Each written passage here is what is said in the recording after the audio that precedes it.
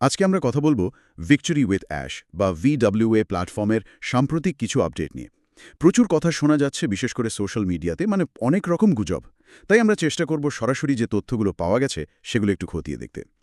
একটা কথা খুব জোর দিয়ে বলা হচ্ছে, যা শোনেন তা নয়, যা দেখেন তাতে বিশ্বাস করুন। হ্যাঁ, এই আলোচনাটা এখন খুব দরকারি হয়ে পড়েছে, কারণ এটা শুধু প্ল্যাটফর্মের নিয়মগুলোই স্পষ্ট করছে না, বরং এর পেছনের যে কৌশলগত চিন্তাভাবনা সেটারও একটা আভাস দিচ্ছে।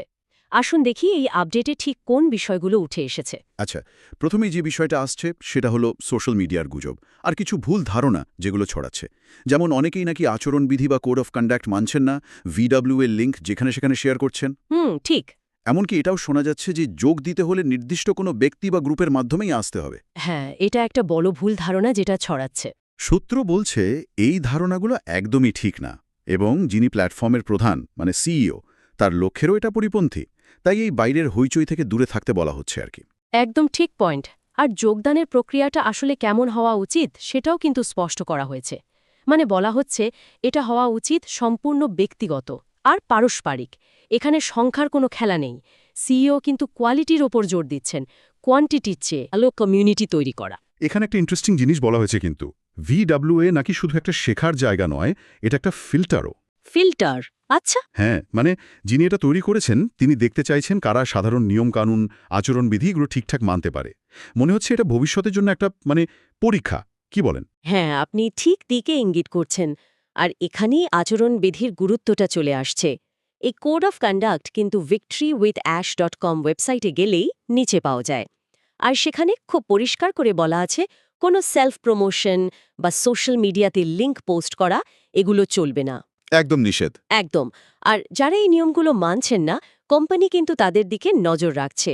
এটা স্পষ্ট করে বলা হয়েছে। ভবিষ্যতে মূল ব্যবসায় তাদের যুক্ত না হওয়ার একটা ঝুঁকিও তৈরি হচ্ছে।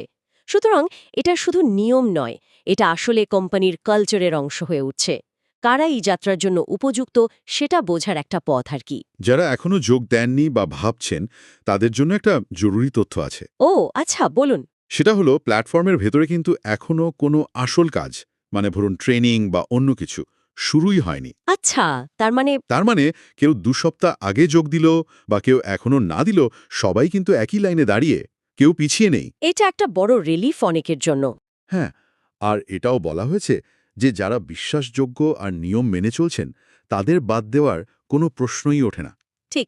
আর এই পুরো পদ্ধতিটাকে একটা স্ট্র্যাটেজিক অনবোর্ডিং বলা হচ্ছে। খুব ভেবেচিন্তে পরিকল্পনা করে সদস্যদের নেওয়া হচ্ছে। তাড়াহুড়োর কিছু নেই। তাই ধৈর্য ধরতে হবে আর অপেক্ষা করতে হবে অফিসিয়াল আপডেটের জন্য। যেমন OES ব্যাক অফিস থেকে যা আসবে সেটাই আসল। একদম। সেটাই মূল যোগাযোগের জায়গা। বাইরের কথায় কান না দিয়ে অফিসিয়াল চ্যানেলে ভরসা রাখতে হবে। এই ধীর গতির কারণ সম্ভবত এটাই। তাড়াহুড়ো করলে গুণমানের চেয়ে সংখ্যাই বেশি হয়ে যায়। তাহলে পুরো ব্যাপারটা যদি এক কথায় বলি, কি দাঁড়ালো? শান্ত থাকতে হবে, সোশ্যাল মিডিয়ার গুজবে কান দেওয়া চলবে না, হুম। আচরণবিধি কঠোরভাবে মানতে হবে, কারণ এটাই এখন একটা বড় মাপকাঠি হয়ে উঠছে। আর সব তথ্যের জন্য শুধু অফিসিয়াল সূত্রের উপর নির্ভর করতে হবে। যারা এখনও আচরণবিধিটা ভালো করে দেখেননি, তাদের victorywithash.com এ গিয়ে দেখে নিতে বলা হয়েছে। একদম ঠিক। এই পুরো ব্যাপারটা শুধু সদস্য যোগ করা নয়, বুঝলেন তো?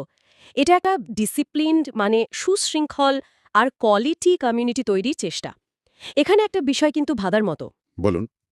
এই যে দীর্ঘমেয়াদে এরকম ফিল্টার ব্যবহার করে সদস্য নেওয়া বা আচরণবিধির ওপর এতটা জোর দেওয়া, এটা একটা অনলাইন কমিউনিটির ভেতরের বিশ্বাস, বোঝাপড়া আর সামগ্রিক পরিবেশের ওপর ঠিক কীরকম প্রভাব ফেলতে পারে, এটা শুধু VWA নয়, যে কোনো অনলাইন কমিউনিটি তৈরির ক্ষেত্রেই একটা জরুরি প্রশ্ন। ভবিষ্যতের জন্য ভাবার মতো একটা দিক, তাই না?